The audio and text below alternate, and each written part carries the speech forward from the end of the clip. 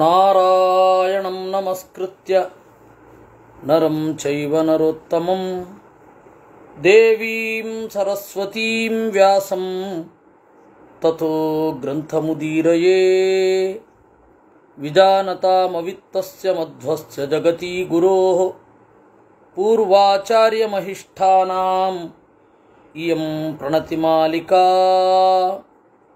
ಪೂರ್ಣಜ್ಞಾನಾಯ ವಿದ್ಮಹೇ ಪೂರ್ಣಾಯ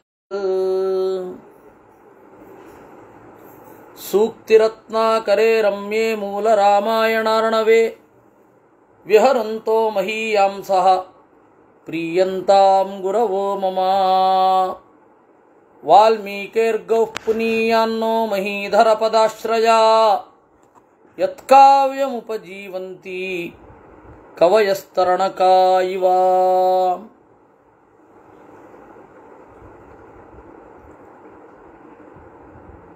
ಹೋದ ಶನಿವಾರ ನಾವು ರಾಮಾಯಣವನ್ನು ಚಿಂತಿಸಿದ್ದು. ಆವಾಗ ನಡೆದ ಘಟನೆ ಇಷ್ಟು. ಅದನ್ನು 113ನೆಯ ಸರ್ಗದ ಜೊತೆಗೇನೆ ಓದಿಕೊಂಡು ಹೋಗಿಬಿಡುತ್ತೇನೆ.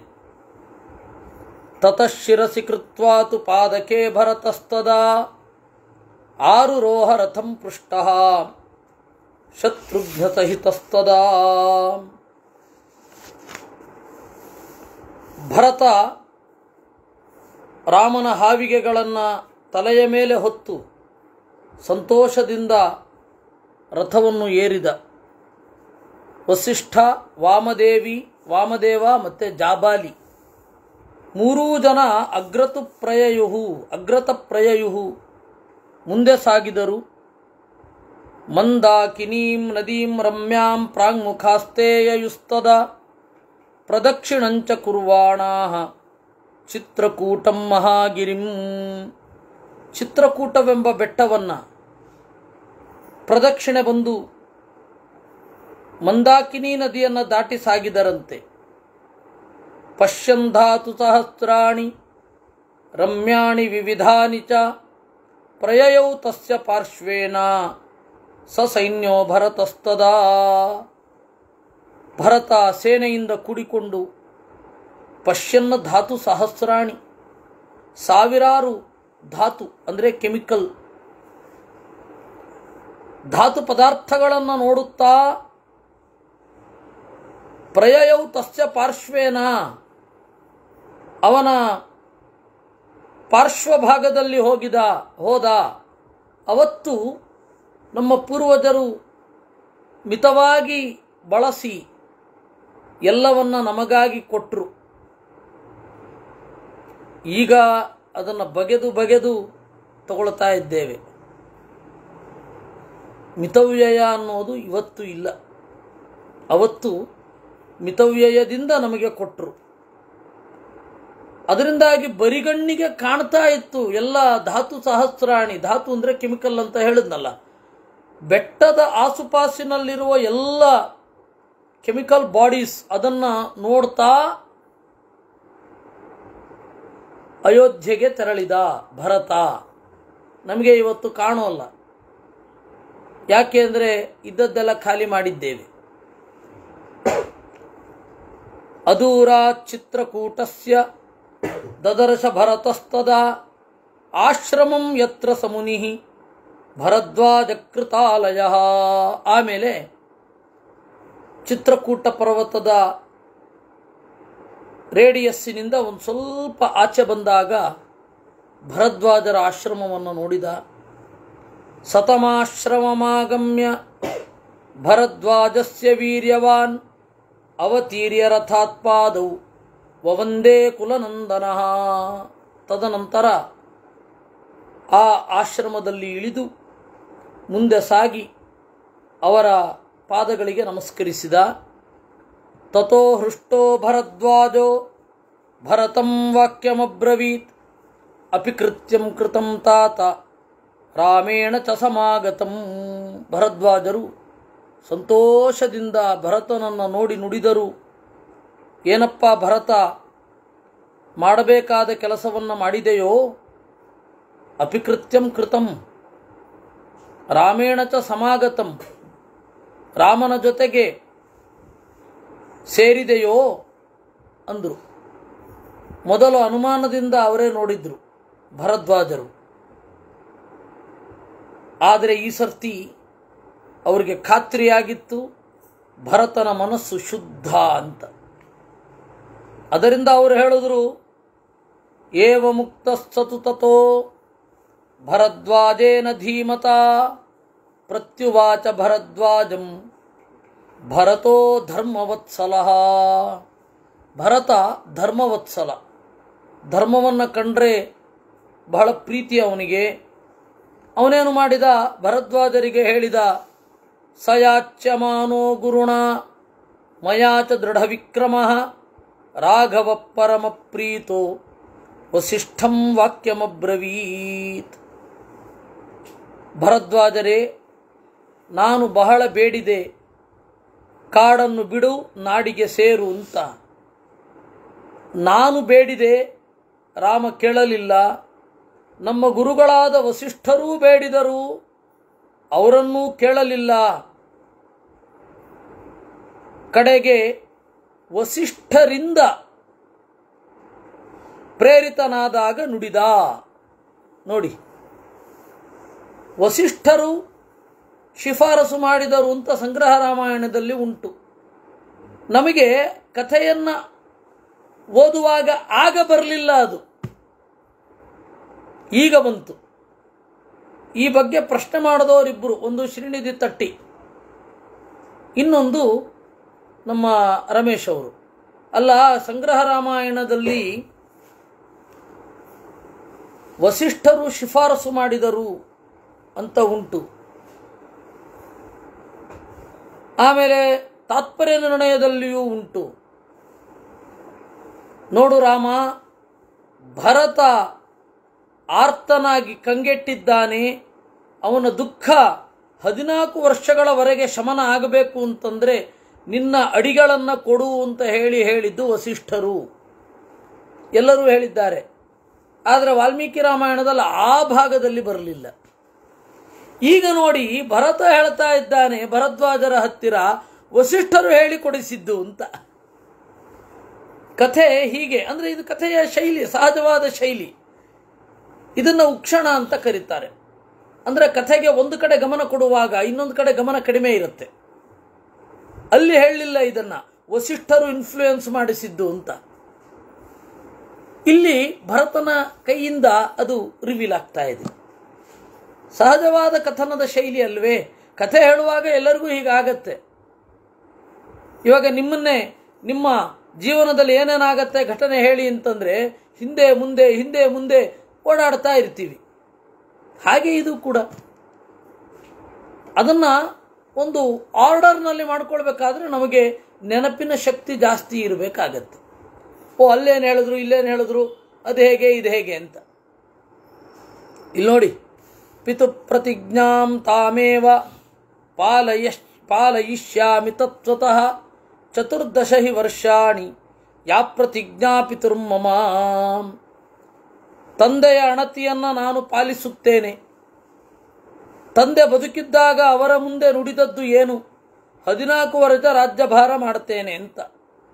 ಏವ ಮುಕ್ತೋ ಮಹಾಪ್ರಾಜ್ಞಃ ವಸಿಷ್ಠ ಪ್ರತ್ಯುವಾಚ ವಾಕ್ಯಜ್ಞೋ ವಾಕ್ಯಕುಶಲಂ ರಾಘವಂ ವಚನಂ ಮಹತ್. ಹೀಗೆ ಹೇಳಿದಾಗ ವಸಿಷ್ಠರು ನುಡಿದರು. ವಸಿಷ್ಠರು ಎಂತಹವರು? ವಾಕ್ಯಜ್ಞ, ಮಾತು ಬಲ್ಲವರು. ಯಾರಿಗೆ ಹೇಳಿದ್ದು? ರಾಮನಿಗೆ. ರಾಮ ಯಾರು? ವಾಕ್ಯಕುಶಲ, ಮಾತನ್ನು ಬಲ್ಲ ಜಾಣ.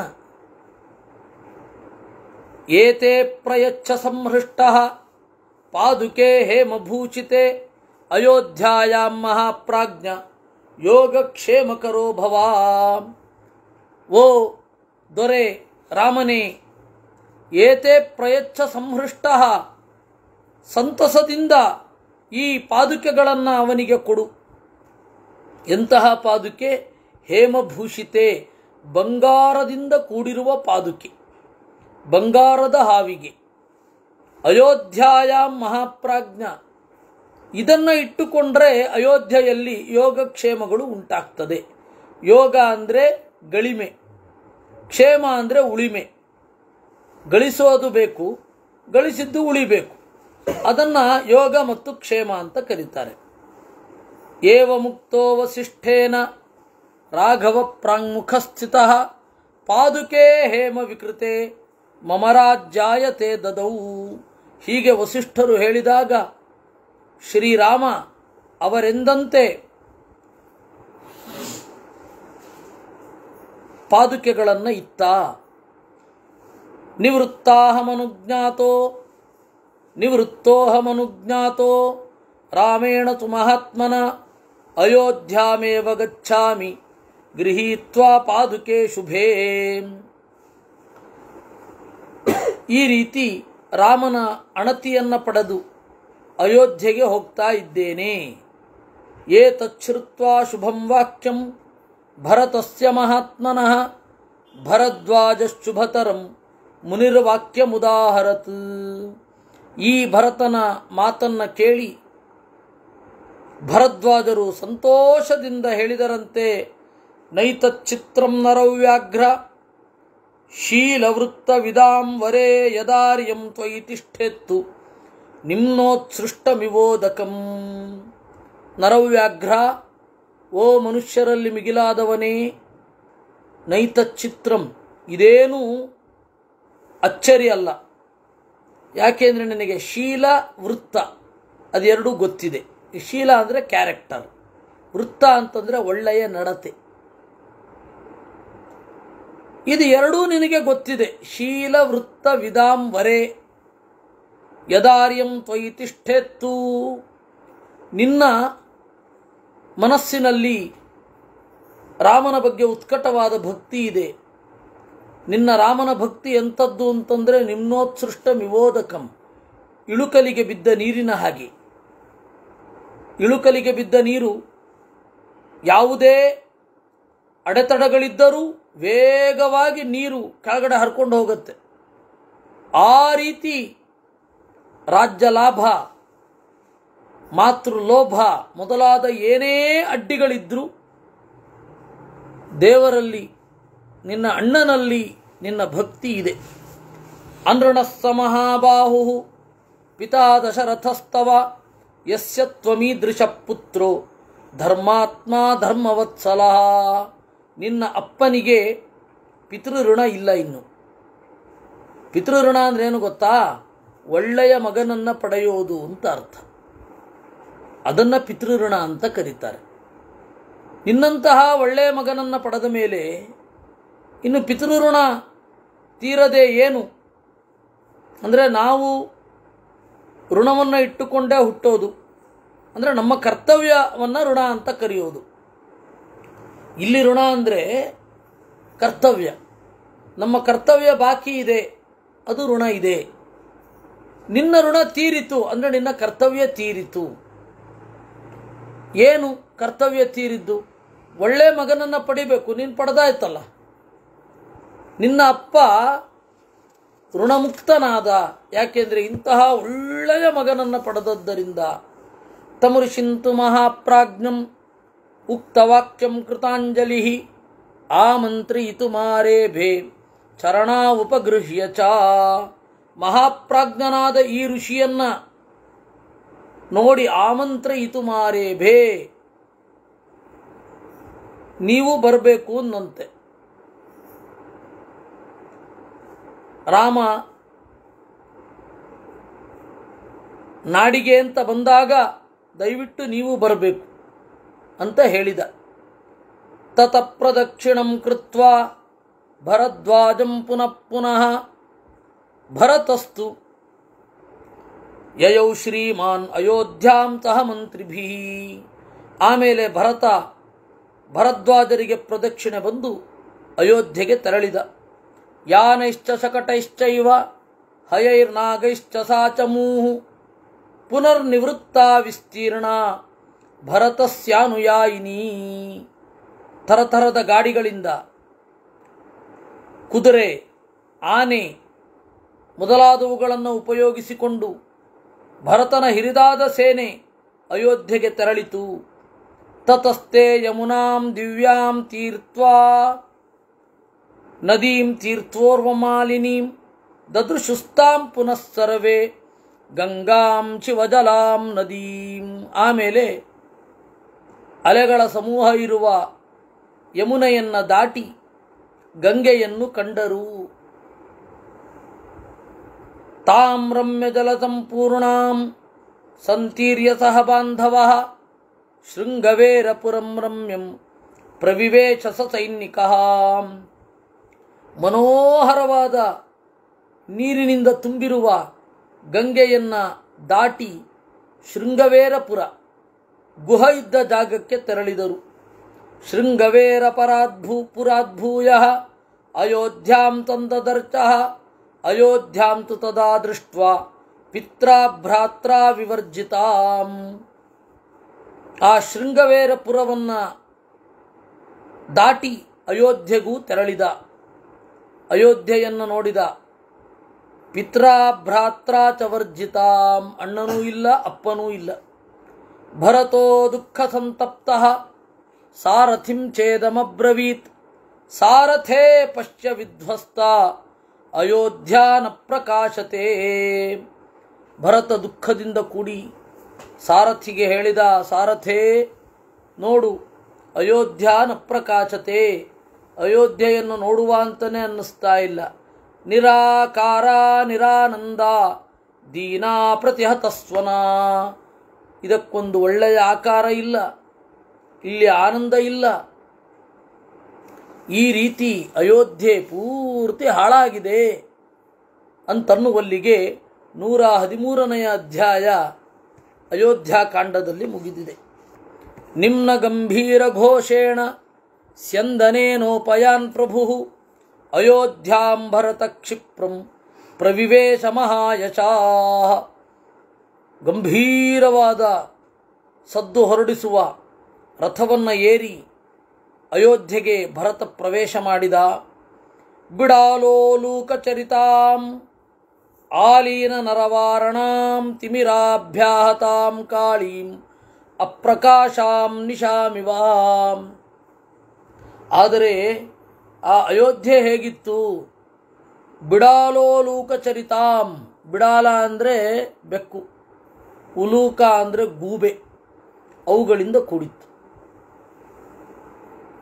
ಎಷ್ಟು ದಿವಸ ಬಿಟ್ಟಿದ್ದೀವರು? 1 ವಾರ ಅಷ್ಟೆ. ಅಷ್ಟರೊಳಗಡೆ ಜನ ಯಾರೂ ಇಲ್ಲ ಅಂತ ಹೇಳಿ ಗೂಬೆಗಳು ಮರಗಳ ಮೇಲೆ ಇವೆ, ಬೆಕ್ಕು ಓಡಾಡ್ತಾ ಇದೆ.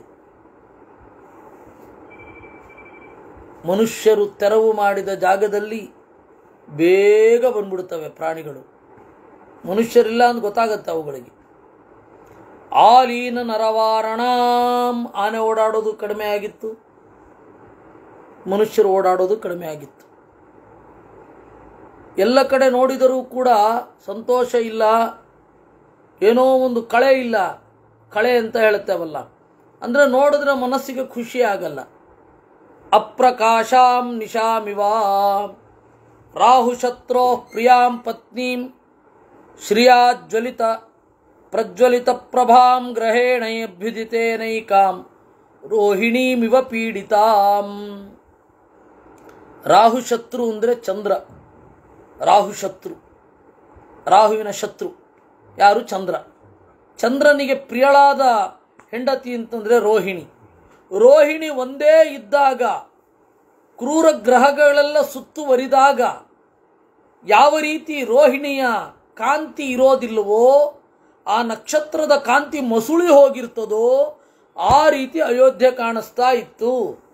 ಈ ತರಹದ ಆಸ್ಟ್ರಾನಮಿಕಲ್ ರೆಫರೆನ್ಸಸ್ ಎಷ್ಟು ಬರುತ್ತೆ ಅಂದರೆ, ಎಷ್ಟೋ ಜನ ರಾಮಾಯಣ ಅಂದರೆ ಆಸ್ಟ್ರಾನಮಿಕಲ್ ಈವೆಂಟನ್ನು ಹೇಳಿದ ಕಥೆ ಅಂದ್ಬಿಡ್ತಾರೆ. ಅಷ್ಟು ರೆಫರೆನ್ಸಸ್ ಬರುತ್ತೆ. ವಿಧೂಮಾಂ ಅಲ್ಪೋಷ್ಣ ಸುಕ್ಷುಬ್ಧತಲಿಲಾಂ ಘರ್ಮತಪ್ತ ವಿಹಂಗಮಾಂ ಲೀನಮೀನ ಝಷಗ್ರಾಹಾಂ ಕೃಷಾಂ ಗಿರಿ ನದೀಮಿವಾ. ಇನ್ನೊಂದು ರೀತಿಯಿಂದ ನೋಡಿದ್ರೆ ನದಿ ತರಹ ಕಂಡಿತಂತೆ. ಅಲ್ಪೋಷ್ಣ ಕ್ಷುಬ್ಧ ತಲಿಲಾಂ, ತೆಳುವಾದ ಹರಿವಿರುವ,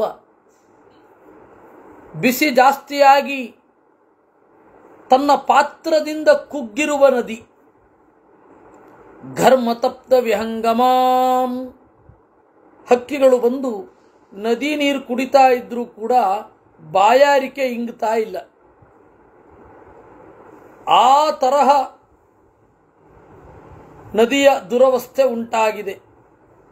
ಲೀನ ಮೀನ ಝಷಗ್ರಾಹಂ, ನದಿಯ ನೀರು ಕಡಿಮೆ ಆಗ್ತಿದ್ದ ಹಾಗೆ ಮೀನು ಕಾಣೋಲ್ಲ, ಮೊಸಳೆ ಕಾಣಲ್ಲ, ಯಾವ ತರಹದ ಪ್ರಾಣಿಗಳೂ ಕಾಣೋದಿಲ್ಲ.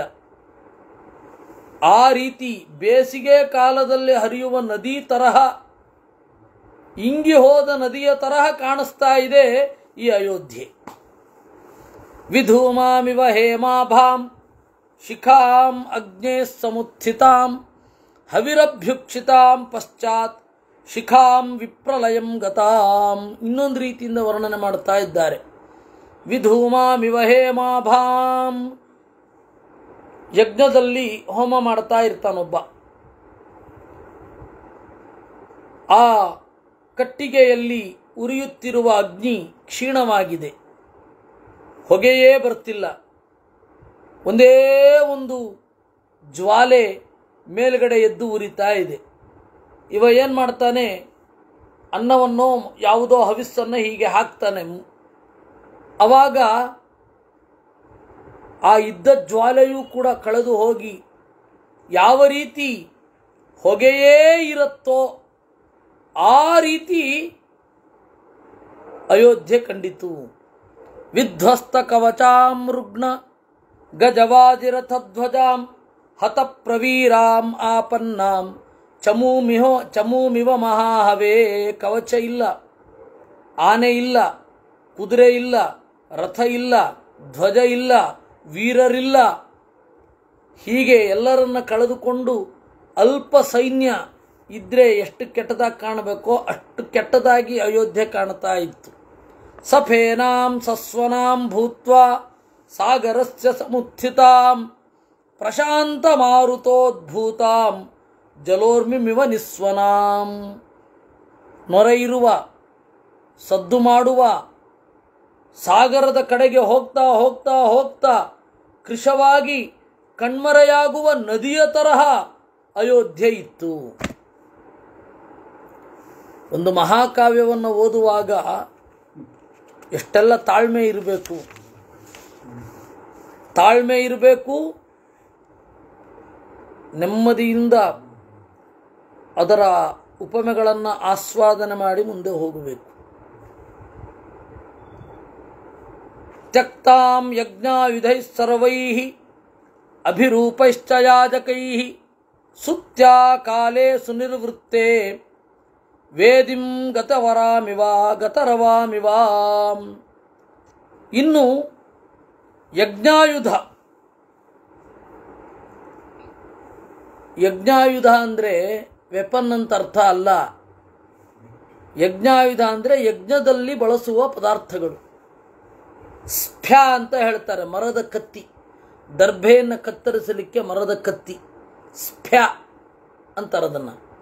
ಹಾಗೆ ಚಿಮಟ, ಸೃಕ್, ಸೃವ, ಶೂರ್ಪ ಇವುಗಳನ್ನೆಲ್ಲ ಯಜ್ಞಾಯುಧ ಅಂತ ಕರೀತಾರೆ. ಈ ಯಜ್ಞಾಯುಧಗಳೆಲ್ಲ ಏನಿರುತ್ತೆ ಅದನ್ನೂ ಹೋಮ ಮಾಡುವ ಒಂದು ಪದ್ಧತಿ ಇದೆ. ಅದು 2-3 ತರಹ ಇದೆ. ಒಂದು ಲೋಹದ್ದು, ಅದನ್ನು ಮಗನಿಗೆ ಕೊಡಬೇಕು ಮುಂದೆ ಬರೆಸುವಂತ ಸಾಯುವಾಗ. ಇನ್ನೊಂದು ಮರದ್ದಿರುತ್ತೆ, ಅವನು ಸನ್ಯಾಸವನ್ನು ತೆಗೆದುಕೊಳ್ಬೇಕಾದ್ರೋ ಅಥವಾ ಅವನು ಸತ್ತ ಮೇಲೋ ಅವನು ಜೊತೆಗೇನೆ ಹಾಕಿಬಿಡೋದು. ಕೆಲವೊಮ್ಮೆ ಇನ್ನು ಯಜ್ಞದಲ್ಲಿ ಪೂರ್ತಿಯಾಗಿ ಯಜ್ಞಶಾಲೆ ಮೊದಲಾದವುಗಳನ್ನು ಅಗ್ನಿಗೆ ಅರ್ಪಿಸಿ ಬಿಡೋದು. ಆ ತರಹದ್ದೊಂದು ಪದ್ಧತಿ ಇದೆ. ಇದೆಲ್ಲ ವೈದಿಕವಾದ ಪದ್ಧತಿಗಳು. ಅಂದರೆ ಇವತ್ತು ನಾವು ನಮ್ಮ ಸುತ್ತಮುತ್ತಲೂ ಕೂಡ ಇದನ್ನು ಕಾಣಲಿಕ್ಕೆ ಸಾಧ್ಯ ಇಲ್ಲ, ಗ್ರಂಥಗಳಲ್ಲಿ ಕೇಳಬೇಕು. ಅಲ್ಲೋ ಇಲ್ಲೋ ಎಂದು ಯಾವತ್ತೋ ಒಂದು ದಿವಸ ಆಪ್ತೋರ್ಯಾಮ ಸೋಮಯಾಗ ಮೊದಲಾದವುಗಳೆಲ್ಲ ನಡೆಯುತ್ತೆ. ವೇದದಲ್ಲಿ ಇರೋದು ಡಿಸ್ಕ್ರಿಪ್ಟಿವ್ ಆಗಿ ಯಜ್ಞಗಳ ವರ್ಣನೆ, ವಿಶೇಷತಃ ಬ್ರಾಹ್ಮಣ ಆರಣ್ಯಕಗಳಲ್ಲಿ. ನಾವು ಬ್ರಾಹ್ಮಣ ಆರಣ್ಯಕಗಳನ್ನೇ ಓದ್ತಾ ಇಲ್ಲ, ಇನ್ನು ಯಜ್ಞ ಮಾಡೋದಿಲ್ಲ. ವೈದಿಕರು ಅಂದರೆ ಈ ತರಹದ ಯಜ್ಞ ಮಾಡುವವರು ಅಂತ. ಇವತ್ತು ವೈದಿಕರೆಲ್ಲಿದ್ದಾರೆ? ತಾಂತ್ರಿಕರಿದ್ದಾರೆ. ನಾವು ಬಳಸುವಂತಹ ಅಗ್ನಿ ಸ್ಮಾರ್ತಾಗ್ನಿ ಅಥವಾ ಲೌಕಿಕಾಗ್ನಿ. ಸ್ಮೃತಿಯಲ್ಲಿ ನಿರೂಪಿತವಾದ ಅಗ್ನಿಯನ್ನ ಸ್ಮಾರ್ತಾಗ್ನಿ ಅಂತ ಕರೀತಾರೆ. ಸ್ಮೃತಿಯಲ್ಲಿ ನಿರೂಪಿತವಾದ ಅಗ್ನಿ ಅಥವಾ ತಾಂತ್ರಿಕಾಗ್ನಿ ಅಂತ ಕರೀತಾರೆ. ತಂತ್ರಶಾಸ್ತ್ರದಲ್ಲಿ ಈ ರೀತಿ ಮಾಡಬೇಕು ಅಂತ ಯಜ್ಞದ ಬಗ್ಗೆ ಹೇಳಿರ್ತಾರೆ. ನಾನು ಯಾಕೆ ಹೇಳ್ತಾ ಇದ್ದೇನೆ ಇದನ್ನ ಅಂದರೆ,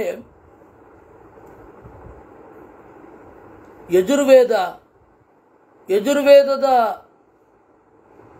ಉಪವಿಭಾಗಗಳು, ಯಜುರ್ವೇದದ ಸಂಹಿತೆಗಳು ವಿಸ್ತಾರವಾದ ಯಜ್ಞ ಪ್ರಕ್ರಿಯೆಯನ್ನು ನಿರೂಪಣೆ ಮಾಡ್ತವೆ.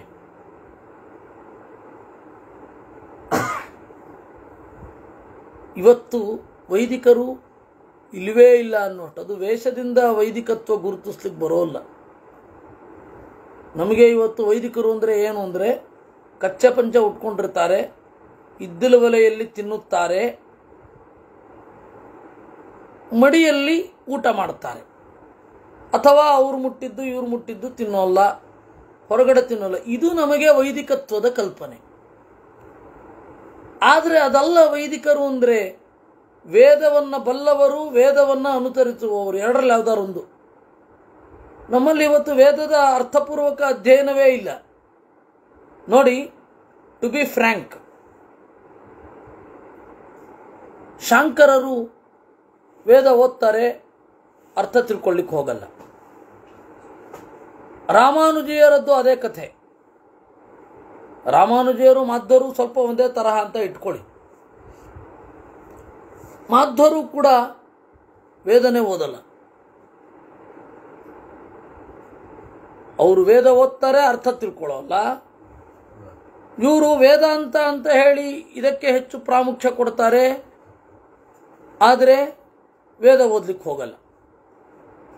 ಮೊನ್ನೆ ಒಂದು 3 ಜನ ವೇದವನ್ನು ಉರು ಹೊಡೆದೆ. ಹಾಗೆ ವೇದವನ್ನು ಉರು ಹೊಡೆಯೋರಿದ್ದಾರೆ, ಅವರು ವೇದಾರ್ಥ ತಿಳ್ಕೊಳ್ಳಿಕ್ಕೇನೂ ಹೋಗೋಲ್ಲ. ಮುಂದೆ ಭವಿಷ್ಯದಲ್ಲಿ ಅಂತಹ ಸಂತತಿ ಬರಲಿ ಅಂತ ಹೇಳಿ ದೇವರಲ್ಲಿ ಪ್ರಾರ್ಥನೆ ಮಾಡೋಣ. ವೇದವನ್ನು ಚೆನ್ನಾಗಿ ಉರು ಹೊಡೆದು ಅರ್ಥವನ್ನೂ ಮಾಡಿಕೊಳ್ಳಬಲ್ಲ ಪುಣ್ಯಾತ್ಮರು ನಮ್ಮ ಮುಂದಿನ ತಲೆಮಾರಿನಲ್ಲಿ ಬರಲಿ ಅಂತ ಇದು ನಾವು ದೇವರಲ್ಲಿ ಉತ್ಕಟವಾಗಿ ಕೇಳಿಕೊಳ್ಳಬೇಕು. ವೇದವನ್ನು ಉರು ಹೊಡೆದವರು ಮಾಧ್ವರಲ್ಲಿಯೂ ಇದ್ದಾರೆ, ಸ್ಮಾರ್ತರಲ್ಲಿಯೂ ಇದ್ದಾರೆ, ಶ್ರೀವೈಷ್ಣವರಲ್ಲಿಯೂ ಇದ್ದಾರೆ. ಆದರೆ ಅದರ ಅರ್ಥ ಒಳನೋಟ ಎಲ್ಲ ಅವರಿಗೆ ಇರೋದಿಲ್ಲ. ಬರಲಿ ಅಂತ ನಾವು ದೇವರಲ್ಲಿ ಪ್ರಾರ್ಥನೆ ಮಾಡಬೇಕು. ಯಾಕೆ ಈ ಮಾತು ಹೇಳ್ತಾ ಇದ್ದೀನಿ ಅಂದರೆ, ವೇದದಲ್ಲಿ ಈ ತರಹದ ಅನೇಕ ಸಂಗತಿಗಳು ಉಂಟು. ಅಲ್ಲಿ ಯಜ್ಞಾಯುಧಗಳನ್ನು ಹೋಮ ಮಾಡಿಬಿಡೋದುಂಟು. ಕಡೆಯಲ್ಲಿ ಪೂರ್ಣಾಹುತಿ ಆಗುವಾಗ ಎಲ್ಲವನ್ನ ಆಹುತಿ ಮಾಡಿ ಹೊರಟು ಬಿಡೋದು. ಅವಾಗೆಲ್ಲ ಯಜ್ಞಶಾಲೆಗಳನ್ನು ಮಾಡ್ತಾ ಇದ್ರು. ಆಮೇಲೆ ಆ ಯಜ್ಞಶಾಲೆ ಪೂರ್ತಿ ನಾಶ ಆಯಿತು. ಪೂರ್ತಿ ನಾಶ ಮಾಡಿ ಹೊರಡೋದು ಅಂದರೆ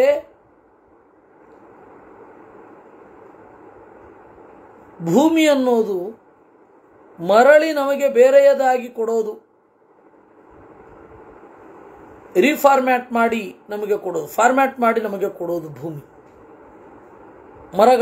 ಮರದಿಂದ ಮಾಡಿದ್ದು ಅದೆಲ್ಲವನ್ನ ಸುಟ್ಟು ಬಂದುಬಿಟ್ರೆ ಅಥವಾ ನೀರಲ್ಲಿ ಬಿಟ್ಟು ಬಂದುಬಿಟ್ರೆ ಒಂದು ಸ್ವಲ್ಪ ದಿವಸಕ್ಕೆ ಪ್ರಕೃತಿ ತನ್ನನ್ನೇ ತಾನು ಕ್ಲೀನ್ ಮಾಡಿಕೊಳ್ಳುತ್ತೆ. ಮತ್ತೆ ಇನ್ನೊಂದು ಕಡೆ ಯಾಗವನ್ನು ಶುರು ಮಾಡೋದು. ಈ ತರಹದ ಪದ್ಧತಿ ಇತ್ತು. ಅಂದರೆ ಪ್ರಕೃತಿಗೆ ಹಾನಿ ಮಾಡದಂತೆ ಉಪಭೋಗಿಸುವುದು ಯಾವುದೇ ವಸ್ತುವನ್ನ ಅಂತ. ಯಾಕೆ ಹೇಳ್ತಾ ಇದ್ದೀನಿ ಅಂದರೆ, ಯಜ್ಞಾಯುಧಗಳನ್ನೆಲ್ಲ ತ್ಯಾಗ ಮಾಡಿ ಅಭಿರೂಪೈಶ್ಚ ಯಾಜಕೈ, ಯೋಗ್ಯರಾದ ಪುರೋಹಿತರು, ಸುತ್ಯಾ ಕಾಲೇ ಸುನಿರ್ವೃತ್ತೇ, ಕಡೆಯ ದಿವಸಗಳನ್ನು ಕಳೆದ ಮೇಲೆ, ಯಾಗದ ಕಡೆಯ ದಿವಸಗಳನ್ನು ಕಳೆದ ಮೇಲೆ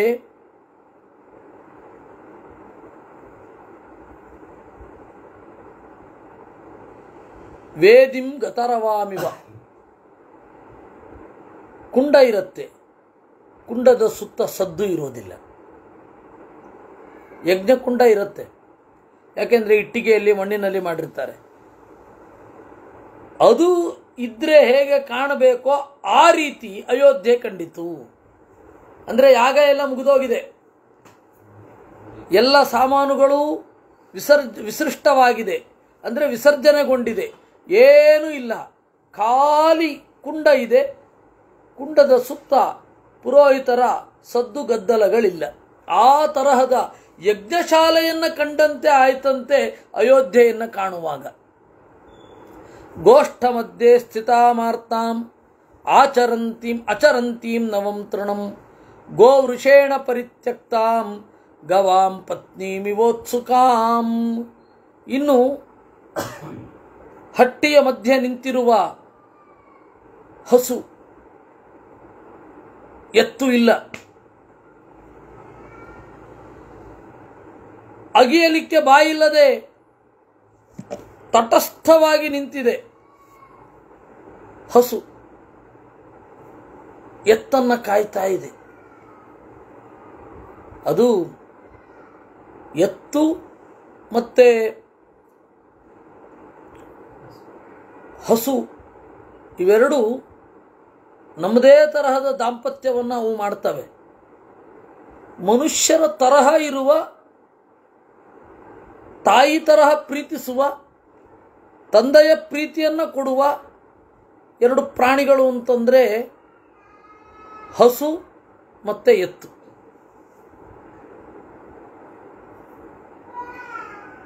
ಆ ರೀತಿ ಇದು. ಗೋಷ್ಠ ಮಧ್ಯೆ ಸ್ಥಿತಾಮಾರ್ತಾಂ ಅಚರಂತೀಂ ನವಂ ತೃಣಂ. ಎತ್ತು ಇಲ್ಲ, ಕೇವಲ ಹಸು ಇದೆ. ಅದಿಲ್ಲದಲ್ಲಿ ಹುಲ್ಲು ತಿನ್ನಲಿಕ್ಕೆ ಮನಸ್ಸು ಬರ್ತಾ ಇಲ್ಲ, ಹುಲ್ಲು ತಿನ್ನಲಿಕ್ಕೆ ಮನಸ್ಸು ಬರ್ತಾ ಇಲ್ಲ. ತಟಸ್ಥವಾಗಿ ನೋಡ್ತಾ ಇದೆ. ಆ ತರಹದ ಹಸು ಇದೆಯಲ್ಲ, ಗೋವು, ಆ ರೀತಿ ಇರುವ ಅಯೋಧ್ಯೆಯನ್ನು ಕಂಡ. ಪ್ರಭಾಕರಾದ್ಯೈ ಸುಸ್ನಿಗ್ಧೈ ಪ್ರಜ್ವಲದ್ಭಿರಿವೋತ್ತಮೈ ವಿಯುಕ್ತಾಂ ಮಣಿಭಿರ್ಜಾತ್ಯೈ ನವಾಂ ಮುಕ್ತಾವಲೀಮಿವಾಂ. ಇನ್ನು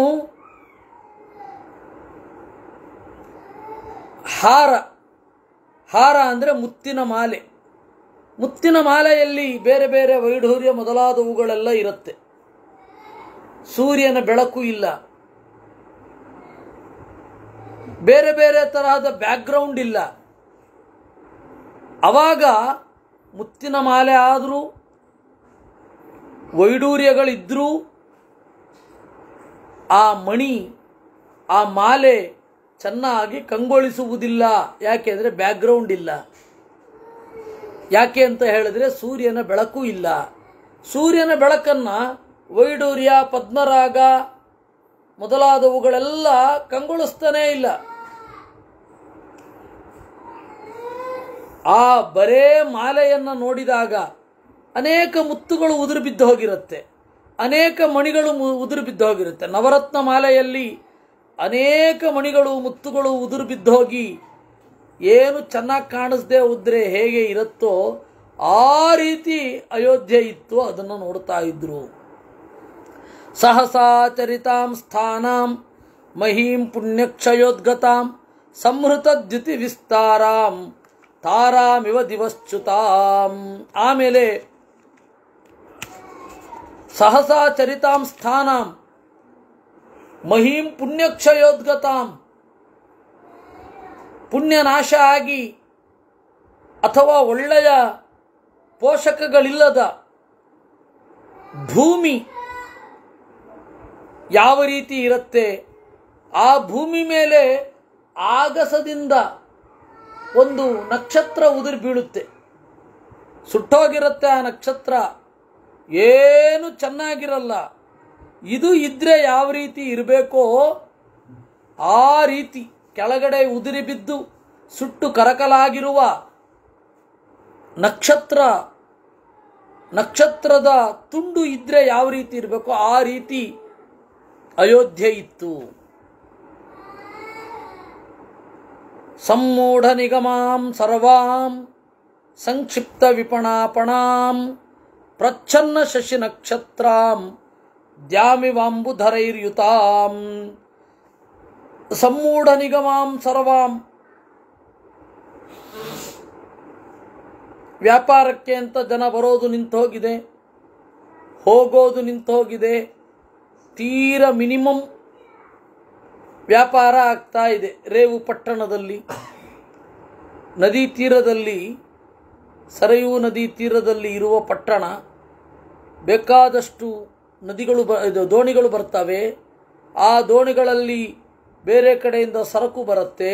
ಈ ದೋಣಿಯಿಂದ ಎಷ್ಟೋ ಹೋಗುತ್ತೆ. ಅಂದರೆ ಇವತ್ತಿನ ಪರಿಭಾಷೆಯಲ್ಲಿ ಹೇಳೋದಾದರೆ ಎಕ್ಸ್ಪೋರ್ಟ್ ಇಂಪೋರ್ಟ್ ಕಡಿಮೆ ಆಗಿತ್ತು ಮಾರ್ಕೆಟಿನಲ್ಲಿ. ಈ ರೀತಿ ಎಲ್ಲವೂ ಕಳಪೆಯಾಗಿ ತೋರ್ತಾ ಇದೆ. ನಮ್ಮ ರಮೇಶ್ ಅವ್ರದ್ದು ಲಾಕ್ಡೌನ್ ವರ್ಣನೆ ಇದ್ದಾಗಿದೆ ಅಂತ ಒಂದು, ಹೌದು, ನಾವು ಮೊನ್ನೆ ಅದನ್ನು ನೋಡಿದ್ದೆವು. ಕ್ಷೀಣಪಾನೋತ್ತಮೈರ್ಭಗ್ನೈ ಶರಾಚೈರಭಿತಂ ವೃತಂ ಹತಶೋಂಡಾಮಿವಧ್ವಸ್ತಾಂ ಪಾನಭೂಮಿಮ ಸಂಸ್ಕೃತಾಂ. ಇನ್ನೂ ರೀತಿಯಿಂದ ಹೇಳೋದಾದರೆ ಒಂದು ಒಳ್ಳೆ ಬಾರ್ ಇರುತ್ತೆ, ರಾಜನದ್ದು ಪರ್ಸನಲ್ ಬಾರ್, ಅದು ಪಾನಶಾಲೆ ಅಂತ ಕರೀತಾರೆ. ಮದ್ಯವನ್ನೇ ಪಾನ ಮಾಡಬೇಕು ಅಂತ ಇಲ್ಲ, ಇರಲಿ ಮದ್ಯಪಾನ ಅಂತ ಮದ್ಯದ ಶಾಲೆ ಅಂತಲೇ ಇಟ್ಕೊಳ್ಳಿ. ರಾಜನದ್ದು ಒಂದು ವಿಲಾಸ ಜಾಗ ಇರುತ್ತೆ, ಎಲ್ಲ ರಾಣಿಯರೊಟ್ಟಿಗೋ ಅಥವಾ ಒಲಿದು ಬಂದ ಹೆಣ್ಣು ಮಕ್ಕಳೊಟ್ಟಿಗೋ ಇರುತ್ತೆ. ಅಲ್ಲಿ ಅಲ್ಲಿ ಅಲ್ಲಿ ಪಾನಶಾಲೆ ಮೊದಲು ಆರಂಭದಲ್ಲಿ ಚೆನ್ನಾಗಿರುತ್ತೆ, ಆಮೇಲೆ ಮತ್ತು ಏರ್ತಾ ಇದ್ದ ಹಾಗೇನೆ ಪಾತ್ರೆಗಳು ಆಚೆ ಈಚೆ ಬಿದ್ದಿರ್ತದೆ, ಹೇಗೋ ಅಸ್ತವ್ಯಸ್ತ ಆಗೋ ಹೋಗಿರುತ್ತೆ. ಪಾನ ಮುಗಿದ ಮೇಲೆ ಯಾವ ರೀತಿ ಆ ಶಾಲೆ ಅಸ್ತವ್ಯಸ್ತವಾಗಿರ್ತದೋ ಪಾನಶಾಲೆ, ಆ ರೀತಿ ಅಯೋಧ್ಯೆ ಇತ್ತು. ವೃಕ್ಣ ಭೂಮಿತಲಾಂ ನಿಮ್ನಾಂ ವೃಕ್ಣ ಪಾತ್ರೈ ಸಮಾವೃತಾಂ ಉಪಯುಕ್ತೋದಕಾಂ ಭಗ್ನಾಂ ಪ್ರಪಾಂ ನಿಪತಿತಾಮಿವಾಂ. ಇನ್ನೊಂದು ಹೇಳೋದಾದರೆ ಅಡಿಗೆ ಕೋಣೆಯಲ್ಲಿ ಅಡಿಗೆ ಮಾಡಿ ಹೊರಟು ಹೋಗಿರ್ತಾರೆ, ಅಥವಾ ತಾತ್ಕಾಲಿಕವಾಗಿ ಆ ಜಾಗದಲ್ಲಿ ಅಡಿಗೆ ಮಾಡಿ ಹೊರಟು ಬಿಟ್ಟಿರ್ತಾರೆ. ಕೆಲವೊಂದು ಮಣ್ಣಿನ ಪಾತ್ರೆಗಳು ಒಡೆದು ಹೋಗಿರ್ತದೆ, ಒಲೆಯನ್ನು ಕೆಡಿಸಿರ್ತಾರೆ, ಒಲೆ ಹೊತ್ತಿ ಕಪ್ಪಾಗಿರ್ತದೆ. ಈ ರೀತಿ ಅಡಿಗೆ ಕೋಣೆ ಭಗ್ನವಾದರೆ ಯಾವ ರೀತಿಯೋ ಆ ರೀತಿ ಇರುವಂತಹ ಅಯೋಧ್ಯೆಯನ್ನು ನೋಡಿದ. ವಿಪುಲಾಂ ವಿತತಾಂ ಚೈವ ಯುಕ್ತಪಾಶಾಂ ತರಸ್ವಿನೀಂ ಭೂಮೌ ಬಾಣೈರ್ವಿನಿಕೃತಾಂ ಪತಿತಾಂ ಜಾಮಿವಾಯುಧಾ. ಅಥವಾ ಇನ್ನೊಂದು ರೀತಿಯಿಂದ ನೋಡೋದಾದರೆ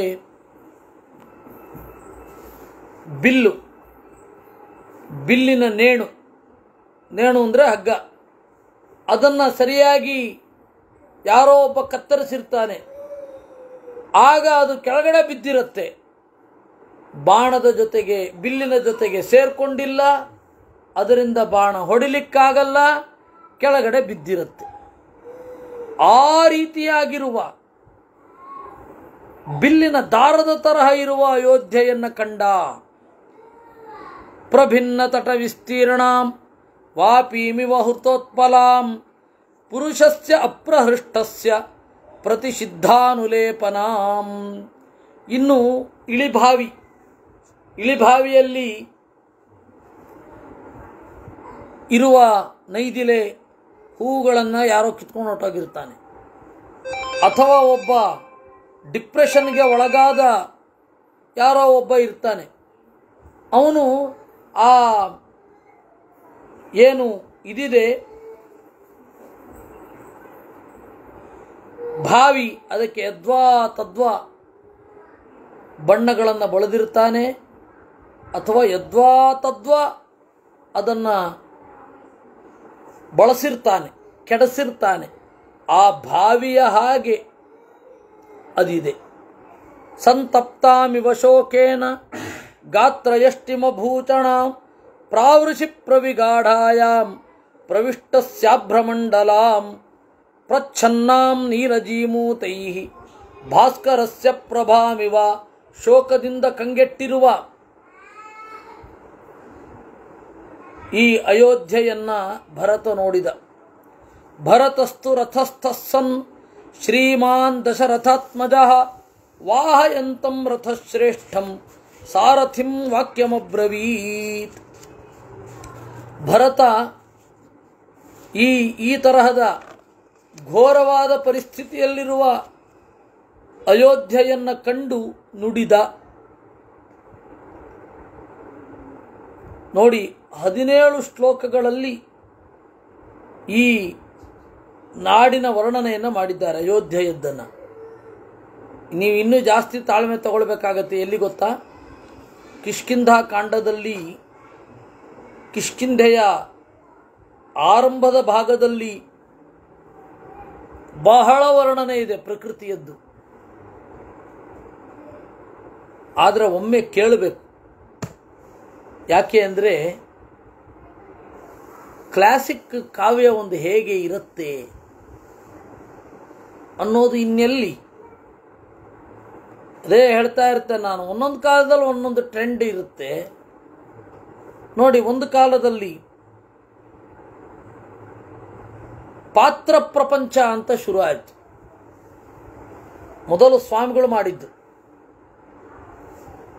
ಮಹಾಭಾರತದಿಂದ ರಾಮಾಯಣದಿಂದ ಒಂದೊಂದು ಪಾತ್ರಗಳನ್ನು ಆಯ್ದು ಅದ್ರ ಬಗ್ಗೆ ಮಾತನಾಡೋದು. ಆಮೇಲೆ ನಮ್ಮ ಗುರುಗಳ ಕಾಲದಲ್ಲಿಯೂ ಪಾತ್ರ ಪ್ರಪಂಚ ಇತ್ತು. ಅವರು ಬೇರೆ ಬೇರೆ ಕಡೆ ಪಾತ್ರ ಪ್ರಪಂಚವನ್ನೇ ಹೆಚ್ಚು ಮಾತನಾಡಿದ್ದು. ವಿದ್ಯಾಪೀಠದಲ್ಲಿ ಮಹಾಭಾರತದ ಪಾತ್ರಗಳು, ಸ್ತ್ರೀ ಪಾತ್ರಗಳು, ರಾಮಾಯಣದ ಸ್ತ್ರೀ ಪಾತ್ರಗಳು, ಇವೆಲ್ಲ ಶುರು ಆಯಿತು. ಆದರೆ ನನಗೆ ಕಂಡಿತು, ಎಷ್ಟೋ ಕಡೆ ನಮ್ಮ ಗುರುಗಳು ಆಯ್ದ ಭಾಗಗಳನ್ನು ಮಾತ್ರ ಹೇಳಿದರು. ಒಂದು ಸರ್ತಿ ರಾಮಾಯಣದ ಪ್ರತಿ ಶ್ಲೋಕವನ್ನು ಚಿಂತಿಸಬೇಕು, ಮಹಾಭಾರತದ ಪ್ರತಿ ಶ್ಲೋಕವನ್ನು ನಾವು ಚಿಂತಿಸಬೇಕು. ಅದರ ಸ್ವರೂಪ ಹೇಗಿರುತ್ತೆ ಮಹಾಕಾವ್ಯದ್ದು. ನೆಕ್ಸ್ಟ್ ಪಾಠಾಂತರಗಳನ್ನು ಕುರಿತು ಚಿಂತಿಸಬೇಕು. ಒಂದು ಸರ್ತಿ ಹೀಗೆ ಮುಗಿಬೇಕು, ಇನ್ನೊಂದು ಸರ್ತಿ ಪಾಠಾಂತರಗಳ ಜೊತೆಗೆ ಚಿಂತಿಸಬೇಕು ಅಂತ. ಅದರಿಂದಾಗಿ ಇದೊಂದು ರೀತಿಯನ್ನು, ಇದೊಂದು ಚಿಂತನೆಯನ್ನು ಮಾಡುವ ಅವಕಾಶ ದೇವರು ನಮಗೆ ಒದಗಿಸಿಕೊಟ್ಟಿದ್ದಾನೆ. ಮಹಾಕಾವ್ಯ ಒಂದು ಹೇಗೆ ಮುಂದೆ ಹೋಗುತ್ತೆ ಅನ್ನೋದನ್ನು ನಾವು ನೋಡಬೇಕು. ಭರತಸ್ತು ರಥಸ್ಥಸ್ಸನ್, ಭರತ ರಥದಲ್ಲಿ ಇದ್ದುಕೊಂಡು ಸಾರಥಿಗೆ ಹೇಳಿದ, ಕಿನ್ನು ಖಲ್ವದ್ಯ ಗಂಭೀರೋ ಮೂರ್ಛಿತೋ ನನಿಚಾಮ್ಯತೆ ಯಥಾ ಪುರಮಯೋಧ್ಯಾಯಾಂ ಗೀತವಾದಿತ್ರಣಿಸ್ವನಃ. ಓ ಸಾರಥಿಯೇ, ಪ್ರತಿ ದಿವಸ ಅಯೋಧ್ಯೆಯಲ್ಲಿ ಹಾಡು, ವಾದ್ಯ ಇವುಗಳ ಇಂಪಾದ ಧ್ವನಿ ನಮಗೆ ಕೇಳಿಸ್ತಾ ಇತ್ತಲ್ವಾ? ಈಗ ಕೇಳಿಸ್ತಾನೆ ಇಲ್ಲ? ಅಥವಾ ನನಗೆ ಕೇಳಿಸ್ತಾ ಇಲ್ವೋ, ನಿನಗೂ ಕೇಳಿಸ್ತಾ ಇಲ್ವೋ, ಅಥವಾ ಯಾರಿಗೂ ಕೇಳಿಸ್ತಾ ಇಲ್ವೋ? ವಾರುಣೀಮದ ಗಂಧಶ್ಚ ಮಾಲ್ಯಗಂಧಶ್ಚ ಮೂರ್ಛಿತಃ ಚಂದನ ಗುರುಗಂಧಶ್ಚ ನ ಪ್ರವಾತಿ ಸಮಂತತಃ. ವಾರುಣೀ ಮದಗಂಧ, ಕದಂಬ ಮರದ ಪರಿಮಳ ತೇಲಿ ಬರ್ತಾನೆ ಇಲ್ಲ. ಕದಂಬ ಮರದ ಕಾಂಡ ಸಾರದಿಂದ ಮದ್ಯವನ್ನು ತಯಾರು ಮಾಡ್ತಾರೆ. ಅದನ್ನು ಕಾದಂಬರಿ ಅಂತಾರೆ. ಕಾದಂಬರಿ ಅಂದ್ರೇನು? ಮದ್ಯ. ಕಾದಂಬರಿ ಅಂದರೆ ಮದ್ಯ. ಆದರೆ ಆಮೇಲೆ ಅದನ್ನು ಗದ್ಯಕ್ಕೆ ಇಟ್ಟರು ಕನ್ನಡದವರು. ನಾವೆಲ್ ಅಂತನ್ನುವ ಆಂಗ್ಲದ ಒಂದು ಪರಿಭಾಷೆಗೆ ಸಮಾನವಾಗಿ ಇಟ್ಟರು. ಹಿಂದಿಯಲ್ಲಿ ಉಪನ್ಯಾಸ ಅಂತ ಕರೀತಾರೆ. ಅದನ್ನು ಯಾಕೆ ಉಪನ್ಯಾಸ ಅಂತ ಕರೀತಾರೋ ಇರಲಿ. ವಾರುಣಿ ಮದಗಂಧಶ್ಚ, ಆ ಕದಂಬ ಮರದ ಸೊಗಸು ಕಂಪು ಮೂಗಿಗೆ ಬಡಿತಾ ಇಲ್ಲ. ಮಾಲ್ಯಗಂಧಶ್ಚ ಮೂರ್ಛಿತಃ, ಎರಡೂ ಬದಿಯಲ್ಲಿ ಮಾಲೆಯನ್ನು ಪೋಣಿಸಿ ಅದಿರ್ತಿತ್ತು. ಹೆಣ್ಣು ಮಕ್ಕಳು ಓಡಾಡುವಾಗ ಬಹಳ ಜನ ಹೆಣ್ಣು ಮಕ್ಕಳು ಗಂಧವನ್ನು ತೊಟ್ಟು ನಡೆದರೆ ಆ ಪರಿಮಳವೂ ಬರುತ್ತಲ್ವಾ? ಅದೂ ಇಲ್ಲ. ಎರಡೇ. ಇವಾಗ ಸೆಂಟ್ ಹಾಕೋತಾರೆ, ಅವಾಗ ಮಾಲೆಯನ್ನು ತೊಟ್ಕೊಳ್ತಾ ಇದ್ರು ಅಷ್ಟೆ. ಮಾಲೆ ತೊಟ್ಕೊಳ್ಳೋದು, ಗಂಧ ಹಾಕೊಳ್ಳೋದು ಒಂದೇ ಉದ್ದೇಶ, ಬೇರೆ ಬೇರೆ ಕ್ರಿಯೆ ಅಷ್ಟೇ, ಇನ್ನೇನಿಲ್ಲ. ಆದರೆ ಇದು ಏನೇನು ಹಾಕಿರ್ತಾರೋ ದೇವ್ರಿಗೆ ಗೊತ್ತು. ಗ್ಲಿಸರಿನ್ನು ಅದ್ದು ಇದ್ದು ಎಲ್ಲ ಹಾಕಿ ಅವ್ಯವಸ್ಥೆ ಮಾಡಾಕಿರ್ತಾರೆ. ಅಲ್ಲಿ ಹಾಗಲ್ಲ. ಒಂದು ಶುದ್ಧವಾದ ಮರದ ತೊಗಟೆಯಿಂದ ತೆಗೆದದ್ದು, ಅಥವಾ ಗುಲಾಬಿ, ಅಯ್ಯೋ ಹೂ, ಗುಲಾಬಿ ಅಂತಲ್ಲ, ಗುಲಾಬಿ ಇರಲಿಲ್ಲ ಅವಾಗ, ಹೂವು ಅಷ್ಟೇ. ಯಾಕೆ ಅದು ಬರ್ತಾ ಇಲ್ಲ? ಯಾನ ಪ್ರವರ ಘೋಷಶ್ಚ ಸುಸ್ನಿಗ್ಧ ಹಯನಿಸ್ವನಃ ಪ್ರಮತ್ತ ಗಜನಾದಶ್ಚ ಮಹಾನ್ಶ್ಚ ರಥ ನಿಸ್ವನಃ. ಒಳ್ಳೆಯ ಯಾನ ಪ್ರವರ ಘೋಷಶ್ಚ, ಶ್ರೇಷ್ಠವಾದ ರಥಗಳ ಸದ್ದು, ಚೆನ್ನಾಗಿ ಕುದುರೆ ಕೆನೆಯುವ ಸದ್ದು, ಮದಭರಿತವಾದ ಆನೆಯ ಸದ್ದು, ಗುಡುಗುಡು ರಥದ ಸದ್ದು ಯಾಕೆ ಕೇಳಿಸ್ತಾ ಇಲ್ಲ? ನೇದಾನೀಂ ಶ್ರೂಯತೆ ಪುರ್ಯಾಂ ಅಸ್ಯಾಂ ರಾಮೇ ವಿವಾಚಿತೆ ಚಂದನ ಗುರುಗಂಧಾಶ್ಚ ಮಹಾರಹಶ್ಚ ವನಸ್ತ್ರಜಃ. ಒಳ್ಳೆ ಸದ್ದು ಕೇಳಿಸ್ತಾ ಇಲ್ಲ, ಪರಿಮಳ ಬರ್ತಾ ಇಲ್ಲ. ಏನಾಗಿದೆ ಅಯೋಧ್ಯೆಗೆ? ಕಾರಣ ನಮಗೆ ಗೊತ್ತು. ರಾಮ ದೂರ ತೆರಳಿದ್ದರಿಂದ ಎಲ್ಲರೂ ಜೀವನೋತ್ಸಾಹವನ್ನು ಕಳೆದುಕೊಂಡಿದ್ದಾರೆ. ಗತೆ ರಾಮೇ ಹಿ ತರುಣ ಸಂತೃಪ್ತಾನೋಪಭುಂಜತೆ ಬಹಿರ್ಯಾತ್ರಾಂ ನ ಗಚ್ಚಂತಿ ಚಿತ್ರಮಾಲ್ಯಧರಾ ನರಾಹ. ರಾಮ ಹೊರಟ ಮೇಲೆ ತರುಣಾಹ, ಇಡೀ ದೇಶದ ಯುವಜನತೆ ಸಂತಪ್ತಾಹ, ದುಃಖದಿಂದ ಕೂಡಿ ನೋಪಭುಂಜತೆ, ಭೋಗವನ್ನೇ ಮಾಡ್ತಾ ಇಲ್ಲ. ಯಾರೂ ಕೂಡ ಮನೆಯಿಂದ ಹೊರಗಡೆ ಬರ್ತಾ ಇಲ್ಲ. ಒಳ್ಳೆಯ ಮಾಲೆ, ಒಳ್ಳೆಯ ಬಟ್ಟೆ ಮೊದಲಾದವುಗಳನ್ನು ಧರಿಸ್ತಾ ಇಲ್ಲ. ನೋತ್ಸವ ಸಂಪ್ರವರ್ತಂತೆ ರಾಮ ಶೋಕಾರ್ಜಿತೆ ಪುರೇ ಸಾಹಿ ನೂನಂ ಮಮ ಭ್ರಾತ್ರ ಪುರಿಯಾಮಸ್ಯ ದ್ಯುತಿರ್ಗತಾ. ಯಾವ ಹಬ್ಬಗಳೂ ಇಲ್ಲ. ಈ ಪಟ್ಟಣದಲ್ಲಿ ರಾಮ ಹೋದ ಮೇಲೆ ದ್ಯುತಿರ್ಗತ, ಕಳೆಯೇ ಹೋದಂತಾಗಿದೆ. ನಹಿ ರಾಜತ್ಯಯೋಧ್ಯೇಯಂ ಸಾಸಾರೇ ವಾರ್ಜುನೀಕ್ಷಪಾಂ ಕದಾನು ಖಲು ಮೇ ಭ್ರಾತ ಮಹೋತ್ಸವೈವಾಗತಃ. ಈಗ ಅಯೋಧ್ಯೆ ಕಂಗೊಳಿಸ್ತಾ ಇಲ್ಲ. ಅಯೋಧ್ಯೆ ಕಂಗೊಳಿಸ್ತಾ ಇಲ್ಲ ಹೇಗೆ ಎನ್ನುವ ಉಪಮೆಗೆ 17 ಶ್ಲೋಕಗಳನ್ನು ಮೀಸಲಿಟ್ಟಿದ್ದಾರೆ ವೇದವ್ಯಾಸ, ಇದು ವಾಲ್ಮೀಕಿಗಳು. ಅದನ್ನು ನಾವು ನೋಡಿದ್ದೇವೆ. ಮತ್ತೆ ಈಗ ಅದನ್ನು ಹೇಳ್ತಾ ಇದ್ದಾರೆ. ಅಯೋಧ್ಯೆ ಚೆನ್ನಾಗಿ ಕಾಣಿಸ್ತಾ ಇಲ್ಲ. ಜನಯಿಷ್ಯತ್ಯಯೋಧ್ಯಾಯಾಮ್, ಯಾವಾಗ ಮರಳಿ ಬರ್ತಾನೋ, ವರ್ಷಕ್ಕೊಮ್ಮೆ ಹಬ್ಬ ಮರಳಿ ಬರುವ ಹಾಗೆ ಮರಳಬಾರದೆ ನನ್ನ ಅಣ್ಣ ಅಂತಾನೆ. ನೋಡಿ, ಕದಾನು ಖಲು ಮೇ ಭ್ರಾತ ಮಹೋತ್ಸವ ಇವಾಗತಃ.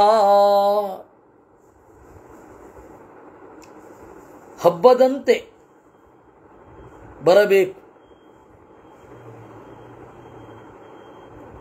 ಜನಯಿಷ್ಯತ್ಯಯೋಧ್ಯಾಯಾಂ ಹರ್ಷಂ ಗ್ರೀಷ್ಮೈವಾಂಬುದಃ ತರುಣೈಶ್ಚಾರುವೇಷೈಶ್ಚ ನರೈರುನ್ನತಗಾಮಿಭಿಃ. ಯಾವಾಗ ಅಯೋಧ್ಯೆಯಲ್ಲಿ ಮರಳುತ್ತಾನೆ, ರಸವನ್ನು ಉಂಟು ಮಾಡುವ ಗ್ರೀಷ್ಮ ಮರಳುವ ಹಾಗೆ. ಸಂಪತದ್ಭಿರಯೋಧ್ಯಾಯಾಂ ನಾ ಬಿಭಾಂತಿ ಮಹಾಪಥಾಃ ಇತಿ ಬ್ರುವನ್ ಸಾರಥಿನ ದುಃಖಿತೋ ಭರತಸ್ತದಾಂ. ಅಯೋಧ್ಯೆಯಲ್ಲಿ ದಾರಿಗಳು ಕಂಗೊಳಿಸುತ್ತಿಲ್ಲ, ಭರತ ದುಃಖಿತನಾಗಿದ್ದಾನೆ. ಅಯೋಧ್ಯಾಂ ತಂ ಪ್ರವಿಶ್ಯೈವ ವಿವೇಶ ವಸತಿಂ ಪಿತುಃ ತೇನ ಹೀನಾಂ ನರೇಂದ್ರೇಣ ಸಿಂಹಹೀನಾಂ ಗುಹಾಮಿವ. ಅಯೋಧ್ಯೆಯ ಒಳಗಡೆ ಹೇಗೆ ಇರೋದು? ತದಾ ತದಂತಃಪುರಮುಜ್ಜಿತ ಪ್ರಭಂ ಸುರೈರಿವೋತ್ಕೃಷ್ಟಮಭಾಸ್ಕರಂ ದಿನಂ ನಿರೀಕ್ಷ ಸರ್ವತ್ರ ವಿಭಕ್ತಮಾತ್ಮವಾನ್ ಮುಮೋಚ ಬಾಷ್ಪಂ ಭರತಸ್ಸು ದುಃಖಿತಃ. ಈ ರೀತಿ ಮಾತಾಡ್ತಾ ಮಾತಾಡ್ತಾ ಹೆಬ್ಬೀದಿಯನ್ನು ದಾಟಿ, ಅಂದರೆ ರಾಜಮಾರ್ಗ ಅಂತಾರಲ್ಲ, ಆ ರಾಜಮಾರ್ಗವನ್ನು ದಾಟಿ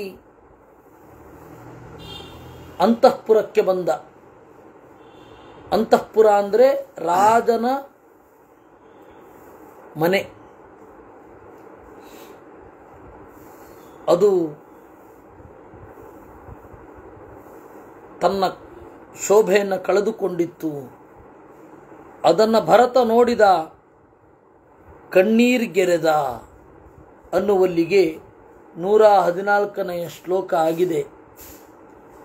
ಇನ್ನು 115ನೆಯ ಸರ್ಗ ಏನಿದೆ ಅದನ್ನು ನಾವು ನಾಳೆಯಿಂದ ನೋಡುವ. ಪ್ರಾಯ ನಾಳೆ ಅಯೋಧ್ಯಾಕಾಂಡದ ಮಂಗಳ ಆಗುತ್ತೆ. ಅಯೋಧ್ಯಾಕಾಂಡ ಮುಗಿಯುತ್ತೆ, ಅರಣ್ಯಕಾಂಡ ಶುರು ಆಗುತ್ತೆ. ಹೀಗೆ ವಾಲ್ಮೀಕಿ ರಾಮಾಯಣದ 114ನೆಯ ಸರ್ಗವನ್ನು ನಾವು ನೋಡಿದ್ದೇವೆ. ನಾಳೆ ಬೆಳಗ್ಗೆ ಕುಮುದಮ್ಮನವರ ಮನೆಯಲ್ಲಿ ಯಥಾಪ್ರಕಾರ ಪಾಠ ಉಂಟು, ವಿಷ್ಣು ಪುರಾಣ ಉಂಟು 11ರಿಂದ 12.